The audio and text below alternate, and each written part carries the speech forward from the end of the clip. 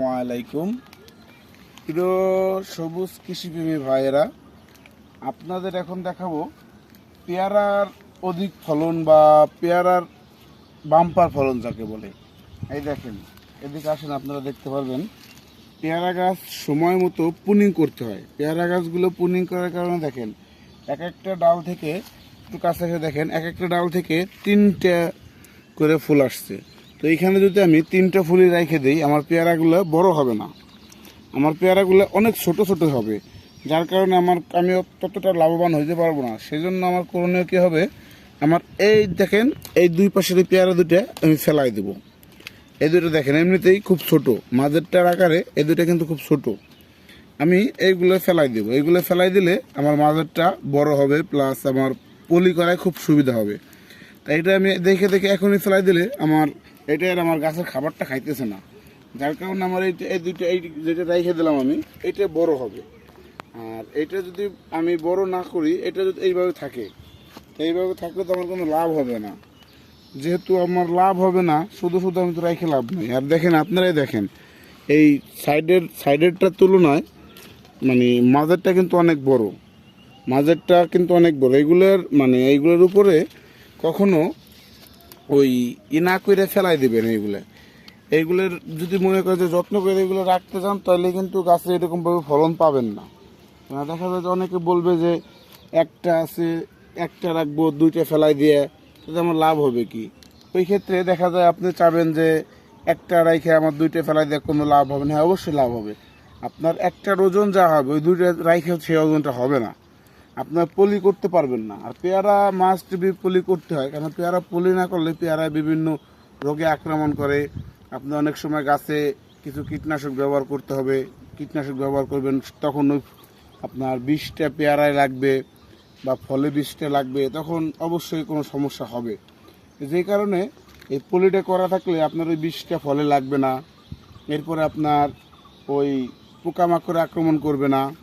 তাই যদি আপনি ছোট থেকে এই পেয়ারাগুলো ফেলাই দেন, ওই ঝোড়া পেয়ারাগুলো, ছোট ছোট যে পেয়ারাগুলো ফেলাই দিলে পরে দেখা যায় যে আপনার ওই পলি করার সময় আপনার এই পেয়ারাগুলো খুব ভালো হবে এবং খুব সুন্দরভাবে পলি করতে পারবেন। তাই সুন্দরভাবে পলি করার জন্য, পেয়ারা সুস্থ রাখার জন্য সবসময় এই ছোট ছোট যে এক জায়গায় 2টা 3টা আছে, ওটার মধ্যে যেটা গ্রোথ কম, ওটা ফেলাই দেবেন। আর সবসময় পেয়ারা গাছগুলো পুনিং করবেন। পেয়ারা গাছগুলো পুনিং করলে পেয়ারা গাছগুলো দেখতে সুন্দর হয়, পেয়ারা গাছগুলো খুব ঝোপালো হয় এবং অধিক ফল পাওয়া যায়। যেমন দেখেন, সাপোজ এই একটা গাছ, এই গাছটা সময় মতো পুনিং করায় দেখেন গাছেরই দেখেন মাশাল্লাহ 1 থেকে 1.5 বছরের গাছ হবে সর্বোচ্চ বয়স। গাছের গ্রোথ দেখেন। এরপর আপনার এই গাছটার দেখেন যেমন ঝোপালো, আমার থেকে উপরে চলে গেছে, যেমন ঝোপালো তেমন এর গ্রোথ। এই দেখেন, আপনাদের আমি পলির কথা বলছিলাম, এই যে দেখেন আমি পেয়ারায় পলি করেছি। এই পেয়ারাগুলো যদি আমি পলি না করতাম, এই একটা পলি আছে, এই পলি করা আছে, যদি আমি টাইম টু টাইম পলি না করতাম, তাহলে কিন্তু আমার এই পেয়ারাগুলো পোকে আক্রমণ করতো। এমনিতেই এখন বর্ষার সিজন, গাছে অতিরিক্ত পোক লাগে। আমি যদি পোকের আক্রমণ ফেরাতে চাই, তাহলে অবশ্যই অবশ্যই আমার পলি করতে হবে।